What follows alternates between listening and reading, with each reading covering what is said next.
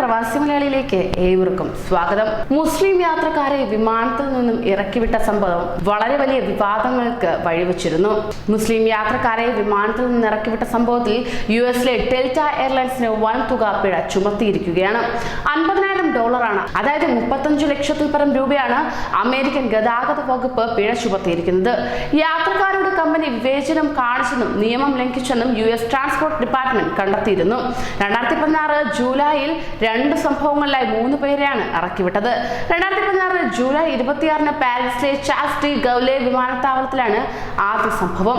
പെരുമാറ്റം ഭീതി ഉയർത്തുന്നുവെന്നും അസൗകര്യം ഉണ്ടാക്കുന്നുവെന്നും സഹയാത്രക്കാർ പരാതിപ്പെട്ടതിനെ തുടർന്ന് മുസ്ലിം ദമ്പതികളെ ഡെൽറ്റ 229 വിമാനത്തിലെ ക്യാപ്റ്റൻ ഇറക്കിവിടുകയായിരുന്നു. മുസ്ലിം ദമ്പതികളിൽ ഒരാൾ മൊബൈൽ ഫോണിൽ നിരവധി തവണ അല്ലാഹു എന്ന് ടൈപ്പ് ചെയ്യുന്നത് കണ്ടതായി വിമാന ജീവനക്കാരൻ ക്യാപ്റ്റനെ അറിയിക്കുകയായിരുന്നു.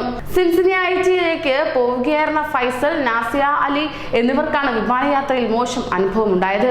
ദമ്പതികൾ US പൗരന്മാരാണെന്നും നാട്ടിലേക്ക് മടങ്ങുന്ന അവർ കരിമ്പട്ടികയിലില്ലെന്നും ഡെൽറ്റ കമ്പനിയുടെ കോർപ്പറേറ്റ് സെക്യൂരിറ്റി വിഭാഗം അറിയിച്ചെങ്കിലും അവരെ വീണ്ടും വിമാനത്തിൽ കയറ്റാൻ ക്യാപ്റ്റൻ സമ്മതിച്ചു.